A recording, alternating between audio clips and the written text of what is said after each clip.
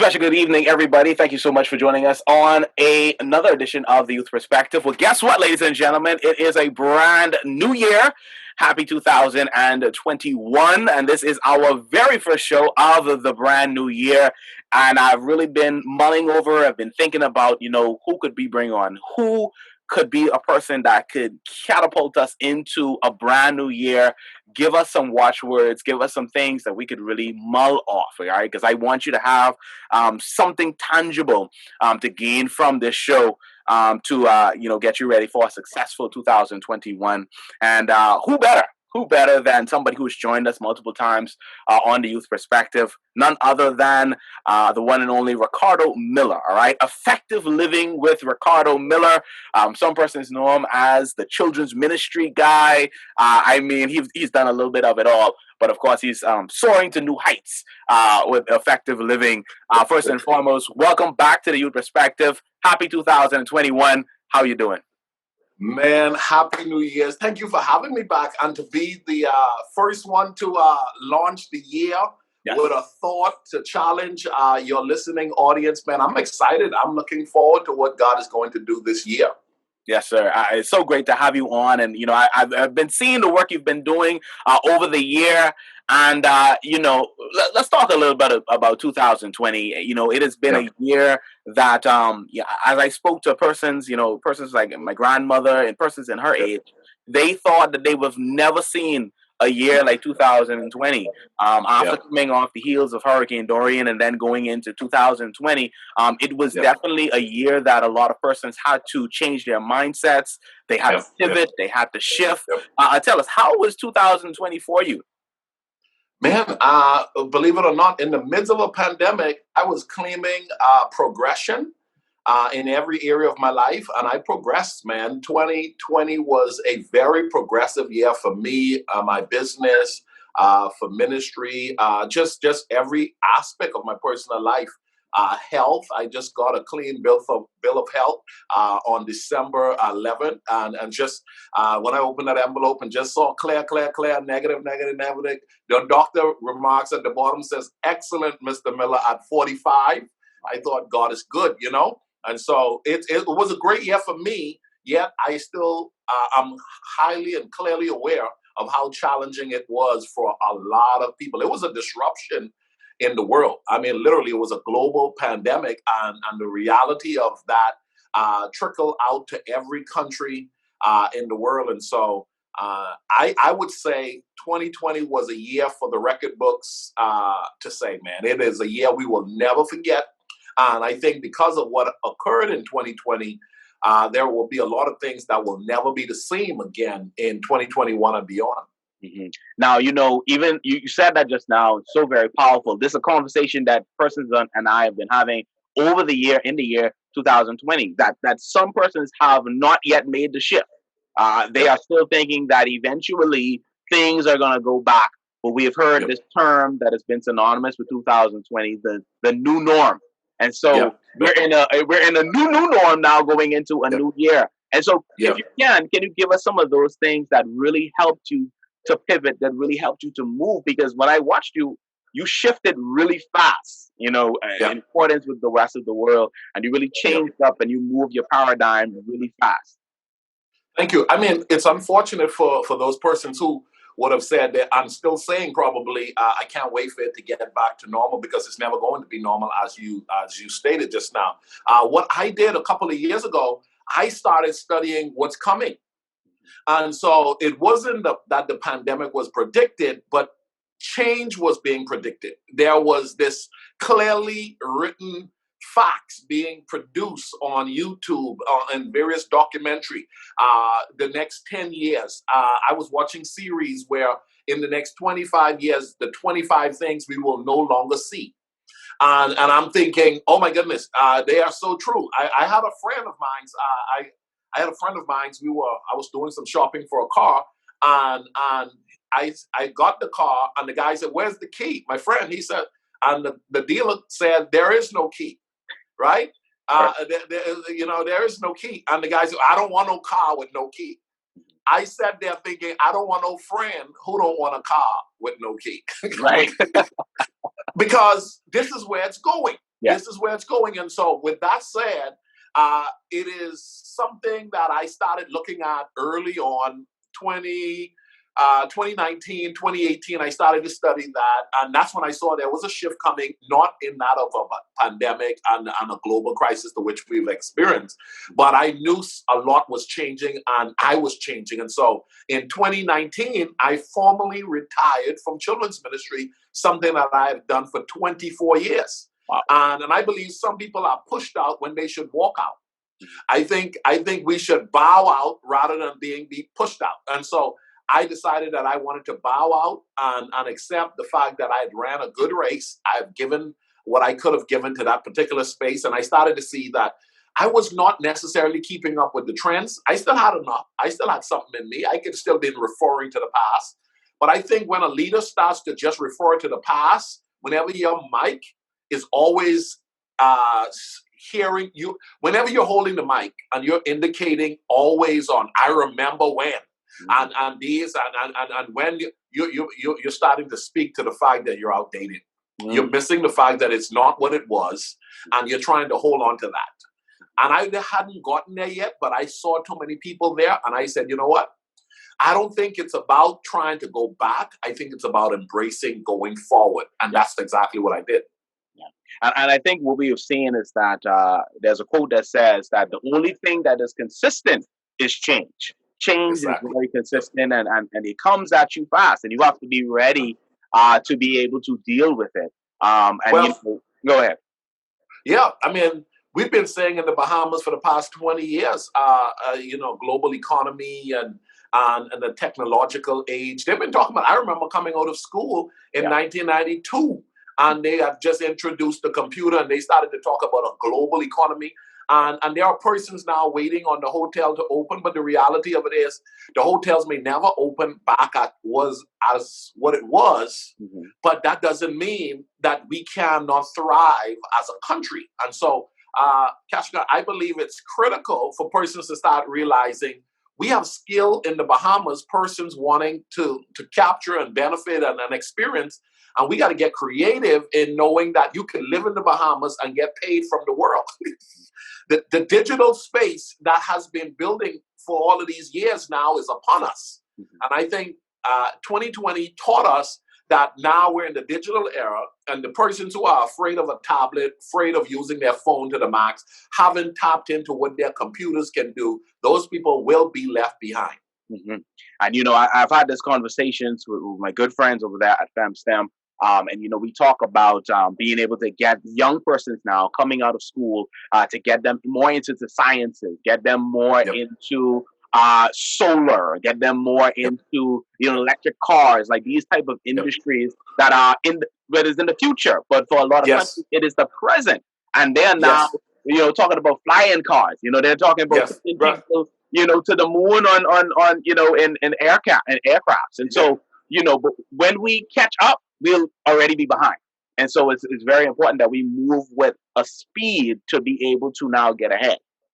That's the unfortunate thing. George Bonner had a survey out and gave this report a few years back, and he said the church is about 20 to 25 years behind culture. Wow. And that is so unfortunate. Well, whereas the church is behind, youth ministry is behind, children's ministry is behind. And unfortunately, this is not a program centered around the nation, but even as a country, we got to get so much ahead and not be so much behind as well. Yes. Now, as we look forward to going into this new year, we're here now, second day of a brand new year.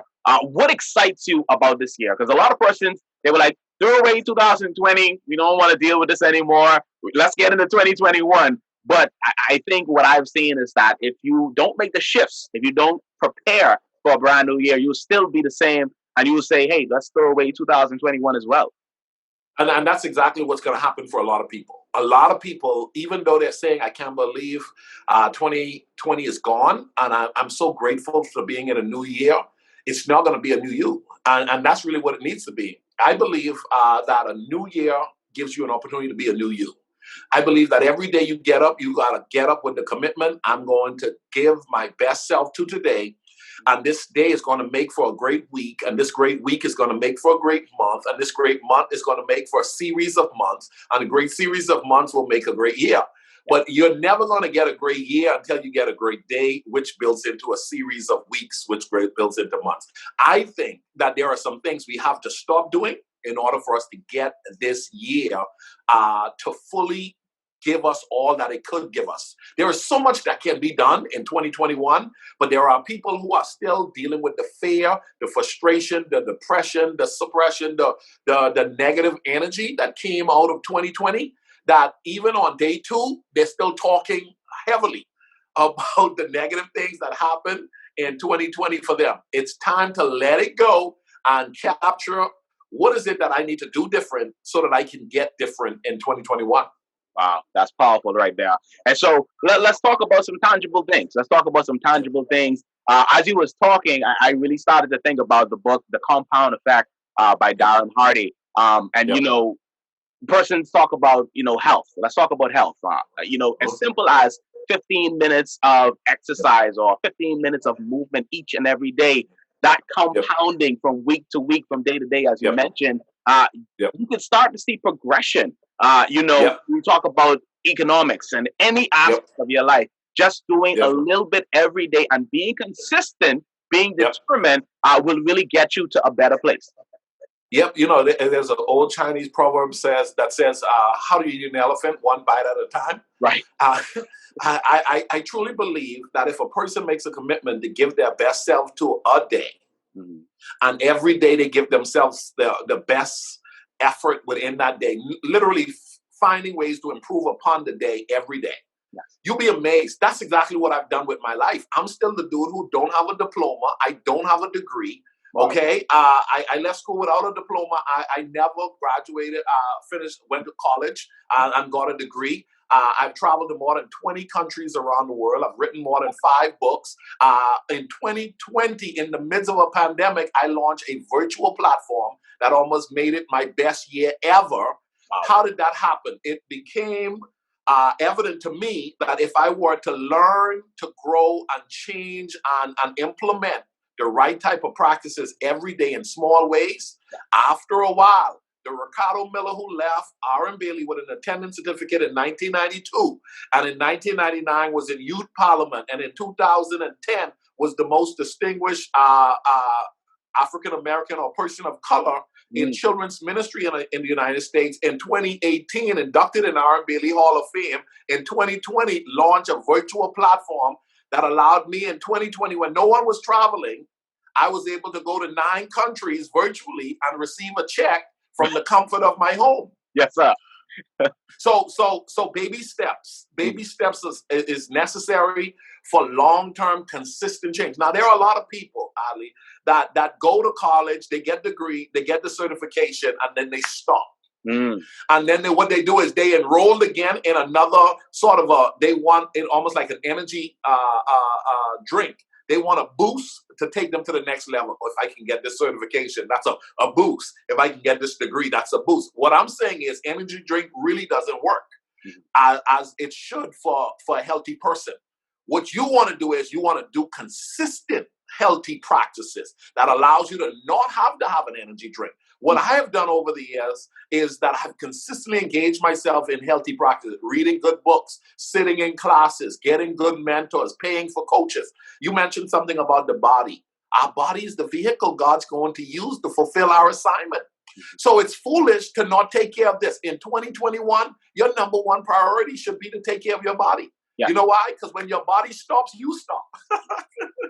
So you can't be careless with your body. But if we were to check the health records of the Bahamas in the last 10 years, this next decade does not look good for that of the average healthy Bahamian.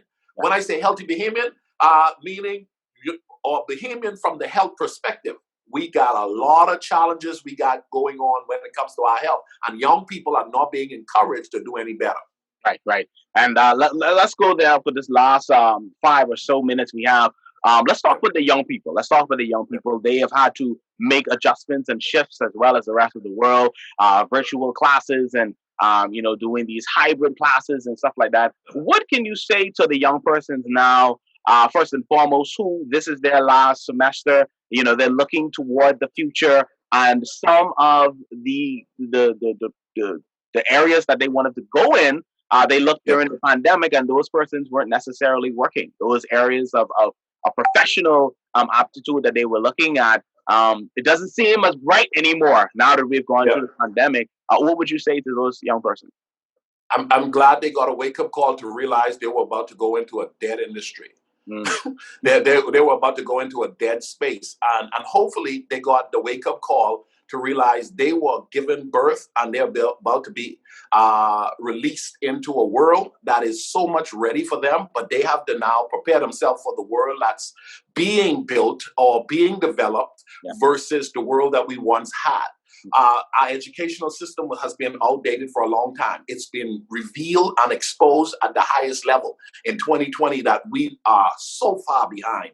And when it comes to helping our young people to be where they need to be, what I do believe is, I believe more than anybody who's prepared for what is happening in the world is young people. I think the challenge is we're trying as old people to fit young people in the old box. And if we would release them to become who they were destined to be in understanding, they are not afraid of technology. They're not afraid of change. They're not afraid to pivot. They're not afraid to accept difference. They're not afraid to push the envelope. Who's afraid to change? Who's afraid of pushing the envelope? Who's afraid of something new? It's the seasoned, settled people. And so for the young people that are listening to us and those that may get a chance to watch this, I will say to you, embrace the change. Accept the fact that God gave you birth in this time for a reason. Accept the fact that you can do great things within the world today from the Bahamas.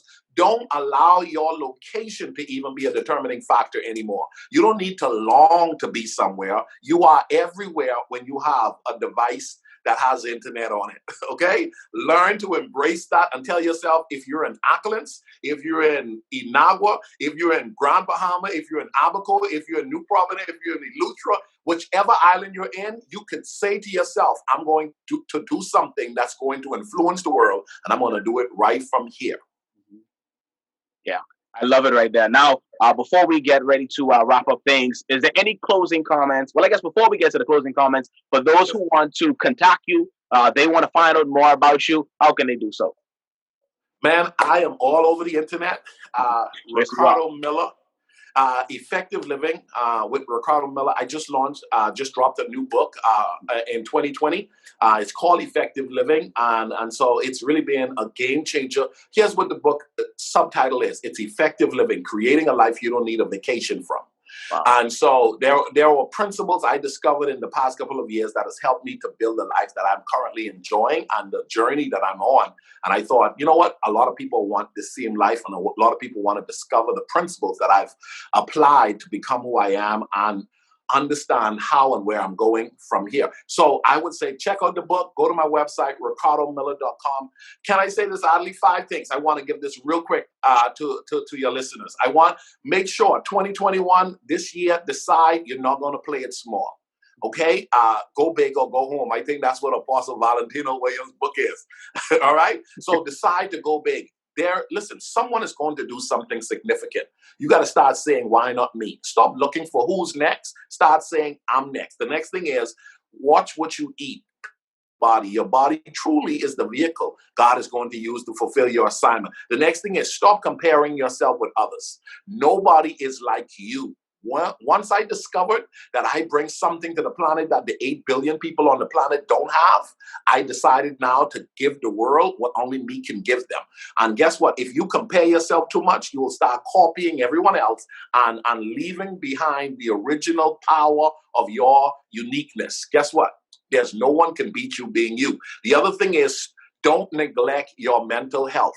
I think this is a subject matter that's not being addressed. And one of the challenges with young people, they're not looking at their mental state. They look good on the outside, but in their minds and in their head, they have not done the work to make sure that they're mentally sound. And unfortunately, as a culture, we have put a stigma on anybody's going to therapy, anybody seeing a psychologist, anybody wanting to meet or get counseling. Listen, put all of that away and tell yourself, I'm going to try to work on me being my best me. That means Here's the deal. There's a therapist, a Christian therapist, there's a counselor assigned to help you to get where you cannot take yourself. And last but not least, do not focus on what you can't control. Yeah. Focus on what you could control. There are some things that's beyond you. I am not going to focus in 2020 on the things I cannot control. But what I'm going to do is I'm going to be faithful in getting better at the things that I can control. That's my closing remarks. I know that was long. Hey, it was powerful. That's what it was. It was powerful and really great words for us to close out the show and go out on it. So definitely, I want to thank you so much for joining us, Ricardo Miller, ladies and gentlemen. Effective Living with Ricardo Miller, and it is a pleasure to have you on and kick off this new season of the Youth Perspective. Thank you, sir. Thank you for having me. All right, have a great one, and we look forward to you joining us once again in this brand new year of 2021.